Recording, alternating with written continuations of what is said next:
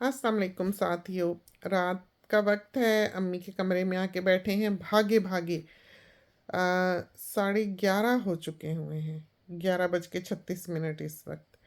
और शॉपिंग की, शुक्र है, लगता था इस बार तो कि हमसे शॉपिंग की ही नहीं जानी, क्योंकि बीच में जो ये लाइट चली गई और गर्मी इस कदर शदीद, आज भी 40 डिग्री टेम्परेचर था, लेकिन यही है कि सुबह सुबह ही हमने एयर कंडीशनिंग ऑन कर ली थी। वो एयर कंडीशनिंग घर को तो ठंडा करती रही, लेकिन हम बाहर घर धोते रहे।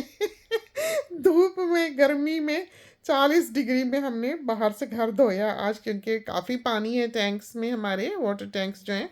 हम तो रेन वाटर पे ही होते हैं, तो जिन दिनों में इस तरह बहुत ज़्यादा पानी और ओवरफ्लो टैंक्स कर रहे हो, उन दिनों में फिर हम ये है कि इस तरह के काम करते हैं।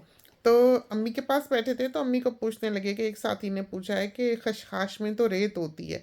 तो यहाँ कभी भी खशखाश में रेत नहीं निकली, बल्कि ये बात तो हम भूल भी गए हुए थे कि खशखाश में रेत हुआ करती है। साथी ने कहा तो हमें एकदम ख्याल आया कि हाँ, ये हुआ करती है। तो हमें जो थोड़ा बहुत याद है अम्मी का, हमने पूछा अम्मी से कि अम्मी क्या करते हैं। अम्मी कहती भूल भाल गया हुआ है। तो हमें जो थोड़ा बहुत याद है कि जैसे ये जब ये सरदाई बनाते थे, जिसको दोदी कहती थी अम्मी, रमज़ान वगैरह के महीनों में, उसमें अम्मी भिगो देती थी खशखाश को, तो वो रेत जो थी वो नीचे बैठ जाती थी कटोरी में। हमें इतना याद है। और ऊपर ऊपर से फिर अम्मी खशखाश जो है वो ऐसे उतार लेती थी, और नीचे से वो फिर जो पानी थोड़ा बहुत बचता था रेत वाला, उसको फेंक देती होंगी।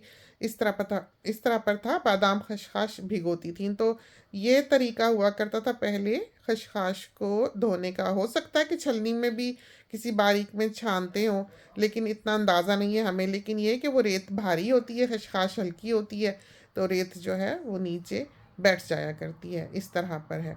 तो जैसे सब्ज़ी साग सूग भी सारा कुछ जो धोते हैं, फिर पत्ते धोते हैं, पालक धोते हैं, इसी तरह खुले पानी में धोते हैं।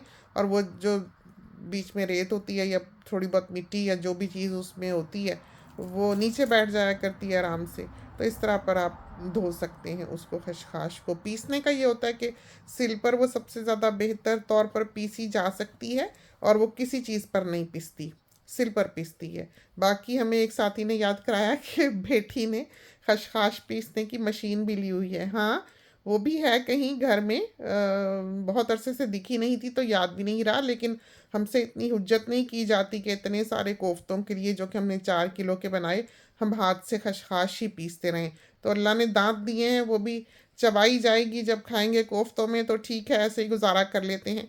तो हमने उसको ऐसे ही चनों के साथ जब पीस लिया था, कुछ पिसी होगी कुछ नहीं, जायका फिर भी आ गया था।